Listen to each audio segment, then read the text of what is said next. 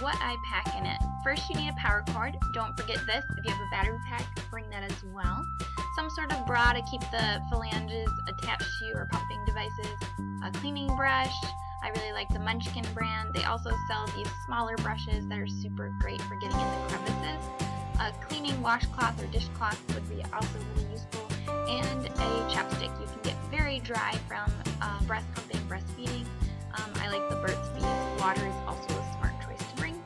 Don't forget a little thing of dish soap, your tubing that attaches the pump device to the machine, all of your pump kit. I store mine in a gallon Ziploc so I can take it home if it's dirty or clean and store it well.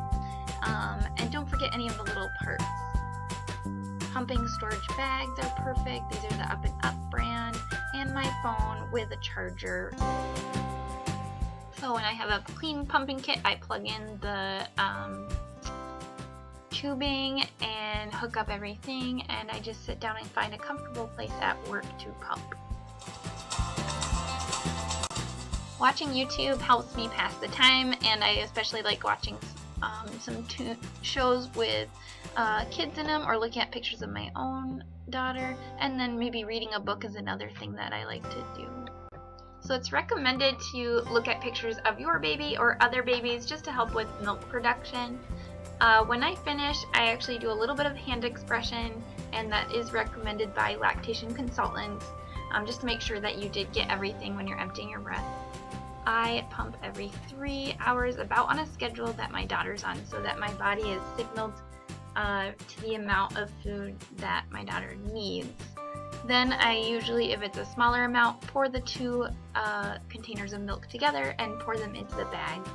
And I use these 6-ounce bags that I can bring home later.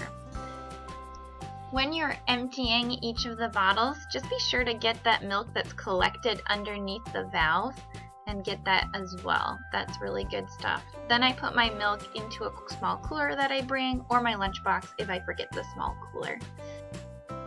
So then I'm going to empty all the parts into the sink, and be sure, I haven't done it yet, but split them apart, all of the pieces.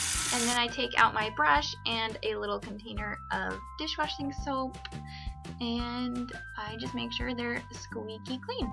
And then I take the soap, I just put a little bit on the brush, and that's really all you need. I use as hot as water as I can.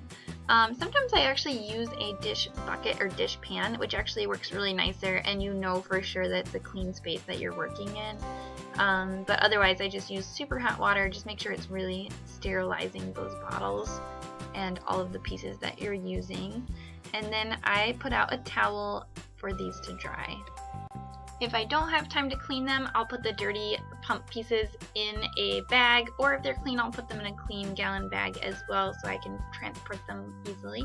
But another good tip that I just learned was taking this gallon Ziploc that you just used, didn't clean, put it in the fridge, so if you're going to use it at your next session, it'll actually be preserved and you can use it again in that time frame. Then I put my tubing away and just unplug the machine and the wall outlet, put the stuff in my bag, and just put everything else in the bag as well. And they all kind of have their own spaces. I can put the cooler in there too. I put the soap away, make sure everything is zipped and ready to go.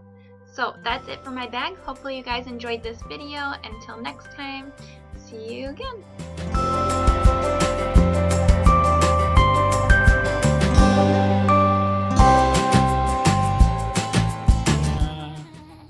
You like to talk? You like to talk over me?